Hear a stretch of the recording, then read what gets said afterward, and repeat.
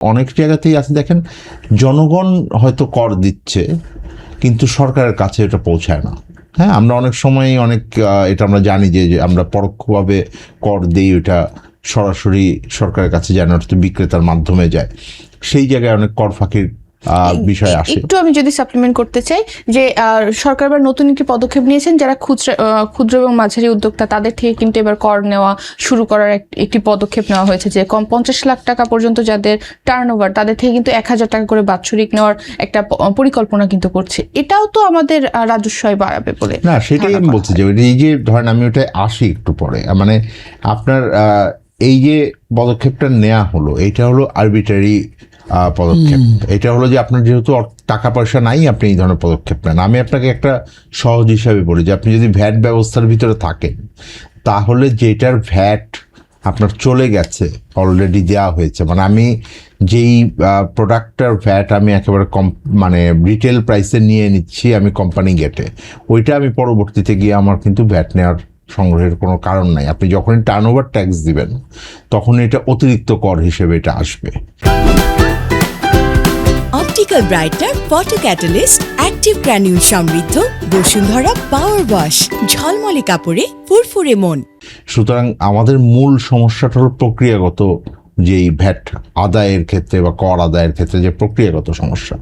দ্বিতীয়, আপনার আগের প্রশ্নটা যদি ফেরত যাই যে আমার দুর্নীতি কেন গুরুত্বপূর্ণ, আপনি যেই বাজেট তৈরি করছেন থেকে শুরু করে যেই বাজেট বাস্তবায়ন করবেন, সেখানে তো অবশ্যই আপনাকে দুর্নীতি ঠেকাতে হবে। এবং আমরা কোনো কোনো জায়গায় দেখেছি যে এক একটা প্রকল্প বা খরচের ক্ষেত্রে আপনার 20, 25, 30%, 40% পর্যন্ত কোনো কোনো প্রকল্প অতিমূল্যায়িত আছে বলে অভিযোগ আছে।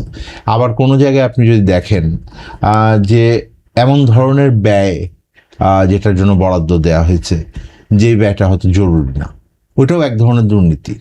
কারণ আপনি কোনো একটা স্বার্থের জন্য, কোনো একটা কারুর লাভের জন্য আপনি এক ধরনের ব্যয় করবার চেষ্টা করছেন। সুতরাং এই জায়গাগুলোকে আপনার কিন্তু অ্যাড্রেস করাটা বাজেট বাস্তবায়নের সফলতার ভিতরে আসবে। আমি যেটা মনে করি সামনের বাজেটে কি হতে যাচ্ছে, যত আপনার মাস গড়াবে, সেটা হলো যে আপনার রাজস্ব আদায় যদি সত্যি ওই পরিমাণ না আমরা করতে পারি, তখনই একটা চাপ তৈরি হবে যে আপনি কোথায় ব্যয় সংকোচন করবেন, কোথায় আপনি সেভিংসটা করবেন, তখন আপনার প্রক্রিয়া কি হবে।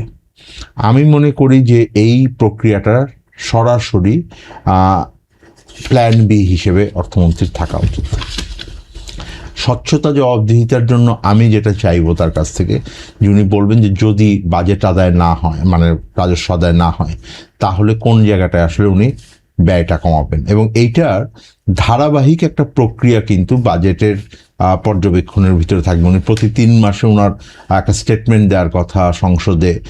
এটা আইন আছে বাংলাদেশে, হ্যাঁ, বাজার সরকারি অর্থ বাজেট ব্যবস্থাপনা আইন 2009, সেইটার অংশ হিসেবে দেওয়ার কথা।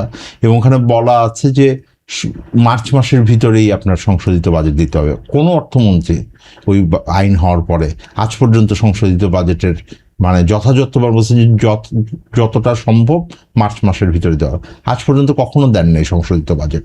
সুতরাং বাজেট সংশোধনের প্রয়োজন হবে কিনা, কিন্তু যে ব্যয়গুলো ওনারা কমিট করে ফেলবেন সেইটাকে ওনারা কি করবেন, ওনাকে প্রপোর্শনেটলি রাখবেন। সামনে যে সরকারি কর্মকর্তা কর্মচারীদের বেতন বাড়ানোর যে প্রতিশ্রুতি ওনারা দিচ্ছেন, সেখান থেকে পেছন ফিরে আসবেন যদি রাজস্ব আদায় না হয়।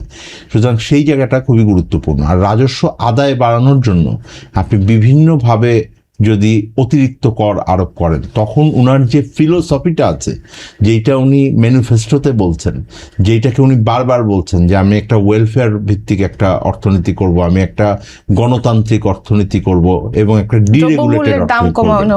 দেখেন না, দ্রব্যমূল্যের দাম কমানোটা ওটার একটা অংশ। উনি একটা কল্যাণকর অর্থনীতি করতে যাচ্ছেন, উনি একটা গণতান্ত্রিক অর্থনীতি করতে যাচ্ছেন, এবং উনি একটা প্রতিযোগিতা পূর্ণ এবং সুশাসনযুক্ত অর্থনীতি করতে যাচ্ছেন। এইটা হলো ফিলোসফি। তার অংশ হিসেবে কিন্তু বাকিগুলো, তো সেইটার ব্যত্যয় যেন আবার ওইটা করতে গিয়ে না হয়, ওই ট্রেড অফটা উনি কীভাবে করবেন সেইটা খুবই গুরুত্বপূর্ণ। কারণ আমি মনে করি যে যতগুলো তার সমস্যা আছে, সবগুলোর সমাধান চটজলদি হবে না, কিন্তু একটা বড় যে বিষয়টাকে ওনাদেরকে বের করে আনতে হবে সেটা হলো যে এই অর্থনৈতিক ব্যবস্থাপনার ভিতরে যেই সংস্কারের দরকার আছে সেটা করা, এবং এইটার উপরে যে কনফিডেন্সটা আছে এই কনফিডেন্সটা আনা। কারণ ওনার স্পিচেই উনি বলছেন যে এই অর্থনীতিকে ঘুরে দাঁড়াতে হলে আমার একটা বিনিয়োগ বান্ধব এবং অর্থনীতির গতি আমরা সচল করে এটার থেকে বের হয়ে আসবো।